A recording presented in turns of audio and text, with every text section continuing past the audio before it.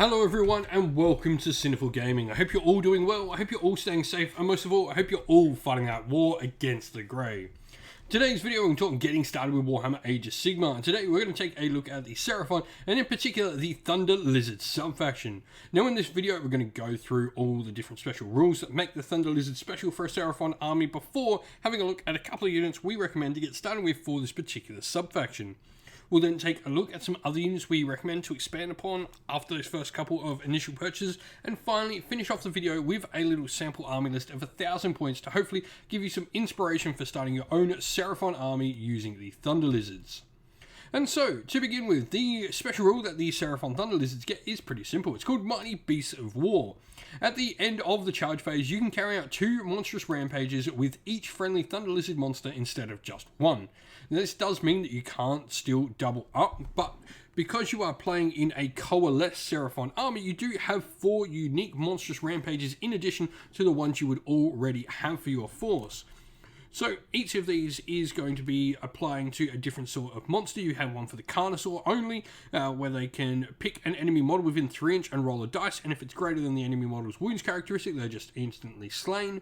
You have one for the Stegodon models in your force, where only the Stegodon model can use. Pick one enemy unit within 1 inch, and on a 4+, the Strike Last effect will apply to them, so long as that Stegodon has made a charge move in the same turn. Odious Roar for your Troglodon allows you to extend the range of your Stench of Death ability, and the Bludgeoning Sweep from the Bastillodon can do some mortal wounds to an enemy unit nearby for its monstrous rampage. On top of this, you are going to be -1 damage on all the monsters in your force, and you're going to add 1 to the bite rolls for any Coroxigal or Saurus units using Saurus Jaws, Mighty Saurus Jaws, or Vice-like Jaws. So, if you've also got this, it's also worth mentioning that in Thunder Lizards, the generic Stegodon, it becomes a battle line option for the army. You lose the behemoth keyword, so this means you can have an entire army of monsters if you wish to do so. And so, where to begin with this faction? Of course, we're going to look at the biggest of our hero monsters, and that is the Saurus Old Blood on Carnosaur. 15 wounds, a 4+ save, while it's at full health, it'll be a 10-inch move, though it only does drop to 7-inch at its lowest bracket. 8 bravery, and then you've got a variety of different melee attacks. Your Relic Celestite weapon is at 2-inch range, 5 attacks, 3s and 3s, rend 1 damage 2 from the hero atop it. Clawed Forelimbs provides you with 2 attacks at 3s and 3s, rend 1 damage 2, while your Massive Jaws will put out 3 attacks at 4s and 3s, rend 2, damage 5. Yep, damage 5. Awesome stuff. You've also got a missile weapon with this model as well. 18-inch range, D6 attacks, 3s and 3s, rend 1, damage 1. You've got a Blood Frenzy rule as well, where if any enemy models are slain by wounds caused by this model's attacks, for the rest of the battle, you'll simply be +1 to wound while it's Blood Frenzied. Your Terror rule stops the Inspiring Presence command being able to be used within 3 inch of you. And Ancient Warlord, this unit can issue a command up to 2 times in the same phase, and if it does so, each command must be received by a friendly Seraphon unit, though no command point is spent on the second time this unit issues a command in the same phase. So really cool, not only a super strong character, a nice ability there to help really benefit a lot of your force. Now, of course, the place we're going to look for your Seraphon to begin with as a unit is going to be the Stegodon, which is, of course, a battle line when we play in a Thunder Lizards force.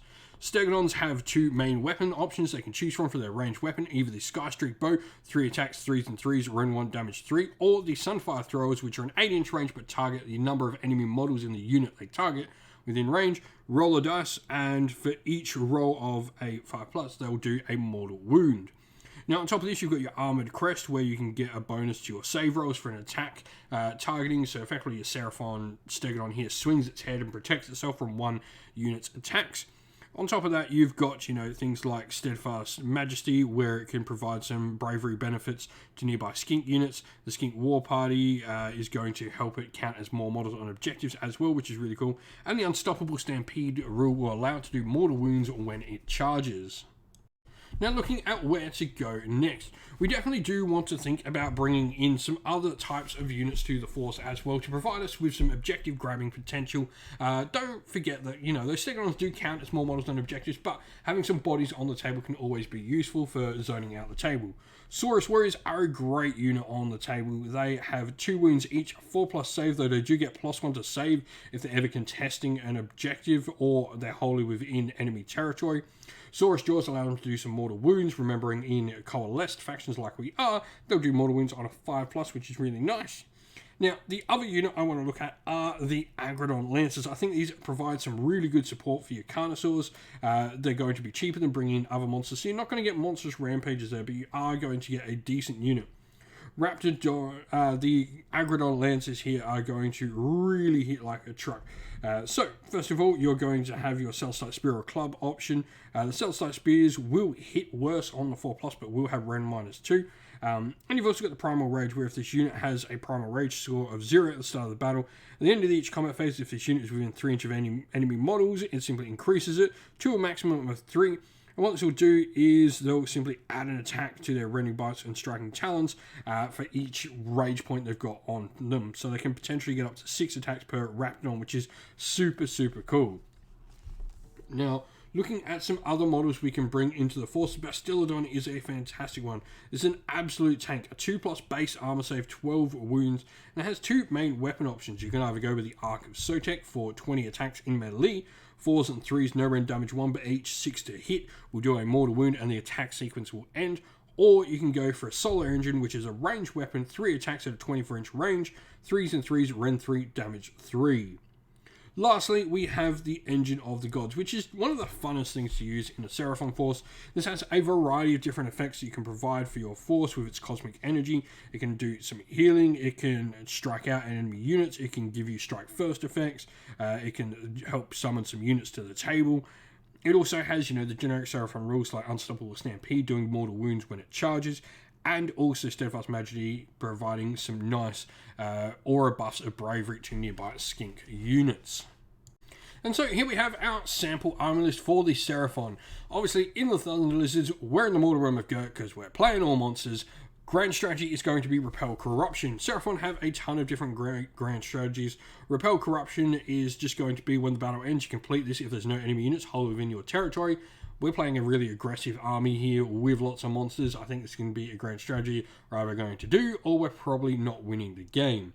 Now we've got 5 points under, so not a lot of chance for getting this triumph, but we've got Inspired, +1 a wound can be super useful. Our Saurus Old Blood on Carnosaur will be leading the force, and we're putting the Prime War Beast, which gives us +1 attack on the Carnosaur's attacks. Now add this with the Blade of Realities, where we simply increase the rend of our Saurus Old Blood on the back of that. He's now going to have an extra point of rend on his weapon, but also +1 damage whenever he hits a enemy hero. And so, joining the Saurus Old Blood on Carnosaur on the table, we have gone with a unit of Saurus Warriors. These just provide us with bodies on the table, a nice unit to go along with the Saurus Old Blood on Carnosaur, hold objectives on the table, screen out and protect some of our monsters in the early turns we're playing against an aggressive opposing army. We then also have Battle Line, a Stegodon with Sunfire Throwers. I really like the mortal wound potential on this. This also, really importantly, gives us some horde killing potential, which a lot of our force doesn't actually do here. So we do need something here that can actually clear out, a big blob of zombies or skeletons or goblins on the table, and the Sunfire Throwers can definitely help with that. Rounding out force, we have a unit of 3 Agrodon Lancers. These can be a nice support unit for the Old Blood on Carnosaur. They'll be able to keep up with him and do some decent damage as well. The entire force here is wrapped up in a battle regiment, so it is a 1-drop force. It's got quite a few wounds on the table, 995 points. This is a super fun army to put down. For me, this is the Seraphon army I like to personally play, getting all these monsters on the table. If you've got some ideas on how to start a Seraphon army, especially if you've got some ideas on a list for Thunder Lizards, let us know your thoughts down in the comments below. And so that is the end of the video. We hope you all enjoyed it. If you did, please don't forget to leave a like, subscribe, and comment down below, letting us know what you enjoyed about the video. Also, if you'd like to come chat more with me and other members of our great little community here at Sinful Gaming, we have a Discord server linked down in the video's description.